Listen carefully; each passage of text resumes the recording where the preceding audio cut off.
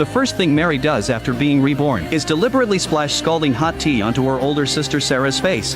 The very next second, Sarah, who was supposedly unconscious, miraculously wakes up. Grandmother is instantly furious. Turns out Sarah had been faking her coma to get out of the marriage. Since childhood, she'd been betrothed to Jhoan, the prince of Jinyang's heir. But just 1 month before the wedding, the heir was ambushed and gravely wounded, falling into a coma. In her previous life, Mary couldn't bear to see Sarah marry into suffering, so she kindly took her sister's place. But after she married in, Jhoan unexpectedly recovered and woke up. Mary thought she was doing a good deed, yet Sarah twisted the story into Mary stealing her marriage. Sarah resented her for taking such a perfect husband. She even plotted to poison Mary to death. Even on her deathbed, Mary couldn't understand why her own twin sister would do this to her. They were born of the same mother, identical twins. Before Mary died, Sarah revealed a final secret. Back then, Mary's mother did give birth to twins, but not 2 girls. It was a boy and a girl. Their second aunt feared Mary's brother would threaten her status, so she secretly swapped her own daughter with him. Once her daughter became the manor's eldest lady, the vicious aunt abandoned the young boy. Only then did Mary realize why the aunt hated her mother so deeply, yet doted endlessly on Sarah. Because they were the real mother and daughter. In the end, Mary closed her eyes in regret and unwillingness. When she opened them again, she'd been reborn back to the very day Jhoan was assassinated 3 years earlier. At that moment, a maid suddenly rushed in with urgent news. She reported that Sarah had fainted from excessive grief. In the previous life, it was the second aunt who had bribed this maid, making her constantly guilt-trip Mary with sisterly affection. She even dragged Mary's late mother into it. Eventually, Mary softened and agreed to stand in for Sarah's marriage. Thinking of this, Mary didn't hesitate. She slapped the maid hard. To remind her of her place, Mary ordered that she be beaten 100 times. Mary knew it wouldn't take long for news of the maid's beating to reach the second aunt. Knowing the nature of the aunt and her daughter, they wouldn't let it go quietly. Sure enough, Mary's prediction came true. That night, the maid rushed in again, panicked, reporting that Sarah had suddenly vomited blood and passed out after eating the bird's nest the maid delivered.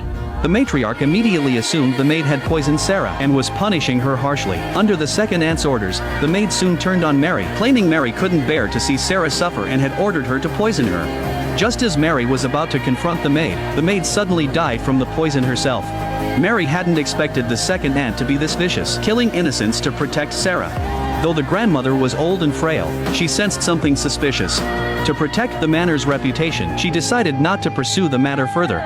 The group then went to Sarah's room to check on her. Seeing Sarah pretending to be unconscious, Mary seized the opportunity. Under the guise of serving tea, she splashed hot tea directly onto Sarah's face.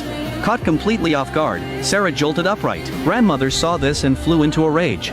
She never expected Sarah to fake a faint just to avoid the marriage. Seeing her plan exposed, Sarah quickly dropped to her knees, begging grandmother not to force her into suffering. Though usually favoring Sarah, grandmother knew that if Sarah's fake illness and escape attempt became public, the entire manor would be implicated. To protect the family's reputation, grandmother had no choice but to coldly reject Sarah's pleas. Mary thought she had dodged a bullet. But the next day, an imperial edict suddenly arrived from the palace. It stated that Consort Yi specifically ordered Mary to marry in place of Sarah. Mary's father was furious. He immediately planned to go to the palace to demand an explanation. Mary knew the second aunt had a close relationship with Consort Yi, and this marriage swap was surely orchestrated behind the scenes. To spare her father from trouble, Mary agreed to the marriage on the spot. After all, the real drama was just beginning. That night, Sarah sent someone ahead to deliver the wedding dress. She expected Mary to fly into a rage, but to her shock, Mary calmly accepted the dress without a change in expression. The more composed Mary was, the more uneasy Sarah felt. She feared Mary might back out tomorrow. In her anxiety, Sarah had soaked herself in ice water all night. Sarah figured that if she fell seriously ill tomorrow, Mary would have no choice but to marry in her place. The next morning, the Jinyang prince's manor sent people early to fetch the bride. To avoid raising suspicion, Mary obediently put on the wedding dress. The second aunt, thinking her scheme had succeeded, couldn't wait to have Mary lifted onto the bridal sedan. But unexpectedly, Mary suddenly threw back her veil. The guards sent to fetch her were shocked. They quickly asked Mary what she meant by this. Mary calmly replied, "Today, no one from the Pingyuan manor will be taking the bridal sedan, because Jhoan will wake up very soon." But a few words weren't enough to convince the guards. To make them leave without further trouble, Mary suddenly pulled out a hairpin and stabbed herself fiercely. She said, "If Jhoan doesn't wake today, I'm willing to go with him in death." Fearing a fatal accident, the guards had no choice but to report back. The second aunt couldn't believe Mary dared to back out of the marriage on the spot. She stormed off to complain to grandmother. Grandmother then summoned Mary to the main hall. She asked why Mary was so certain John would wake today. Mary, not wanting to raise suspicion, told a little white lie. She said that last night, her mother appeared in a dream and told her that John would surely wake today. Her mother had loved her the most in life and she trusted her wouldn't lie to her. Hearing this, grandmother softened immediately. She already felt guilty about Mary standing in for Sarah's marriage. Now seeing Mary seriously injured, she couldn't bring herself to be harsh, but to give the Jinyang prince's manner an explanation, she required Mary to kneel before the ancestral tablet and apologize. Unexpectedly, Mary's father suddenly returned to the manor. He said Mary didn't need to kneel, because John had truly woken up. The second aunt was completely shocked.